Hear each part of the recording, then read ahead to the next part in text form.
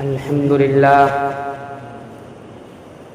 لله نحمده ونستعينه ونستغفره ونعوذ بالله من شرور أنفسنا ومن سيئات أعمالنا من يهده الله فلا مضل له ومن يضلل فلا هادي له ونشهد أن لا إله إلا الله وحده لا شريك له ونشهد أن سيدنا ومولانا محمدا عبده ورسوله صلى الله تعالى على خير خلقه وعلى آله وأصحابه وأزواجه وذرياته أجمعين أما بعد عن عبد الرحمن بن أبي قراد رضي الله تعالى عنه قال خرج علينا رسول الله صلى الله عليه وسلم ونحن مجتمعون فقال يا معشر المسلمين اتقوا الله وقال الله تعالى في كلامه المجيد يا أيها الذين آمنوا اتقوا الله حق تقاته ولا تموتن إلا وأنتم مسلمون وقال تعالى يا أيها الذين آمنوا اتقوا الله ولتنظر نفس ما قدمت لغد واتقوا الله صدق اللہ العلی العظیم۔ میں نے آپ حضرات کے سامنے ایک حدیث پاک کا ٹکڑا پڑھا ہے۔ اس حدیث میں جو کچھ اللہ کے نبی صلی اللہ علیہ وآلہ وآصحابہ وسلم نے ارشاد فرمایا، میں اس کا صرف ایک پیغام آپ کے سامنے رکھنے کی کوشش کروں گا۔ ایک صحابی ہیں حضرت عبد الرحمن ابن ابی قراد رضی اللہ تعالی عنہ، وہ فرماتے ہیں کہ ایک دن اللہ کے نبی صلی اللہ علیہ وسلم گھر سے باہر تشریف لائے، ہم سب ایک جگہ جمع تھے، آپ نے خطاب فرمایا اور ارشاد فرمایا اے مسلمانوں کی جماعت۔ سامنے صحابہ کرام تھے، لیکن آپ کا یہ پیغام اور آپ کا ارشاد قیامت تک آنے والے ہر مسلمان مرد اور عورت کے لیے تھا۔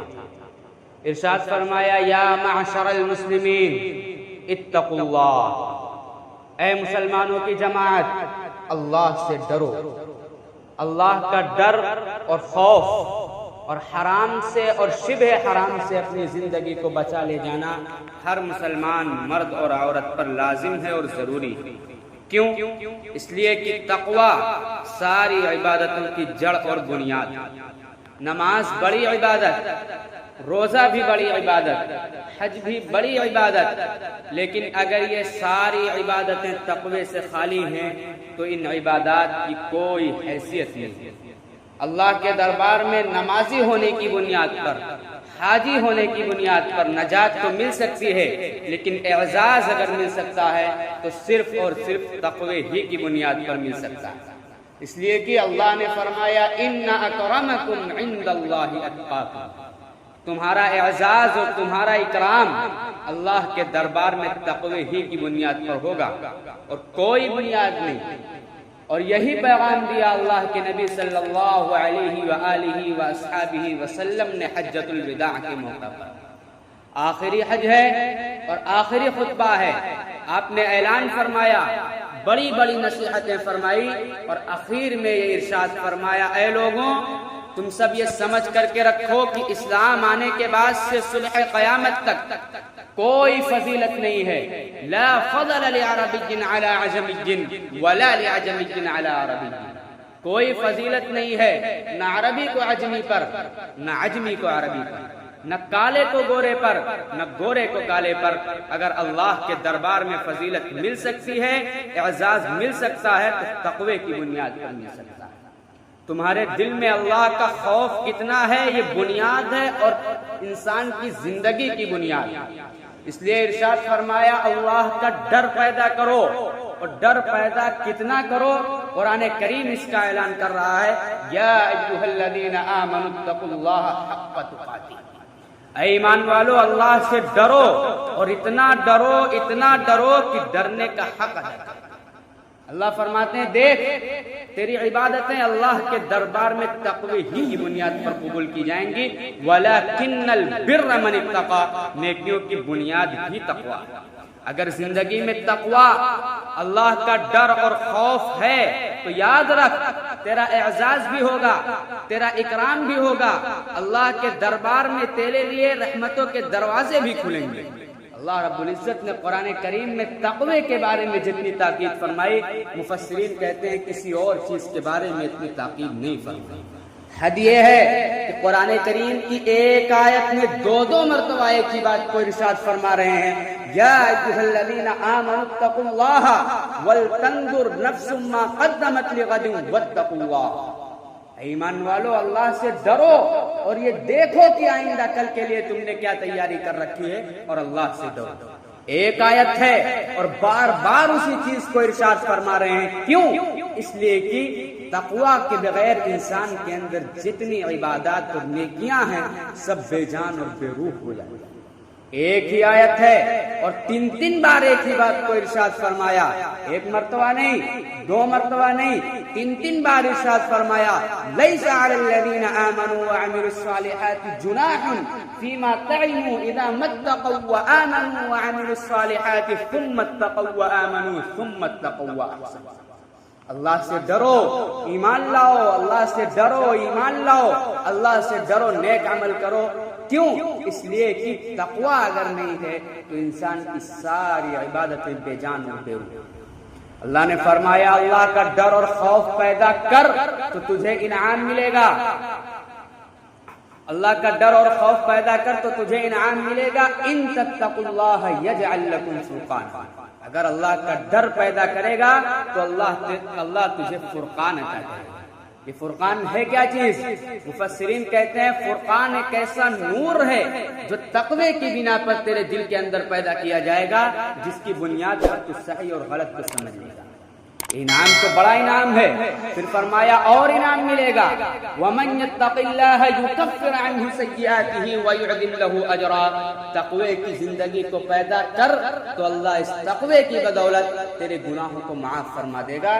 آگے فرمایا وَيُعْظِمْ لَهُ أَجْرًا، اور اللہ تیری عبادتوں کا ریٹ اور بھاؤ بڑھا دے گا۔ کیا مطلب؟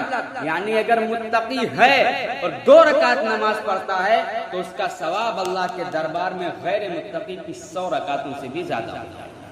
آگے ارشاد فرمایا وَمَن يَتَّقِ اللَّهَ يَجْعَل لَّهُ مَخْرَجًا وَيَرْزُقْهُ مِنْ حَيْثُ لَا يَحْتَسِبُ، کہ تقوی کی زندگی کو پیدا کر تو اللہ تجھے تیری ساری پریشانیوں سے نجات عطا فرمائے گا، اور فرمایا وَيَرْزُقْهُ مِنْ حَيْثُ لَا يَحْتَسِبُ، اللہ تیری روزی میں، تیرے کاروبار میں خیر و برکتیں پیدا فرما دے گا، ایسی برکت کہ جس کا تو تصور بھی نہیں کر سکتا، ایسی برکت کہ جس کا تو تصور بھی نہیں کر سکتا۔ یہ اللہ کا انعام ہے کہ تقوی کی بنیاد پر اللہ اس کی ساری پریشانیوں سے نجات عطا فرما دیتا ہے۔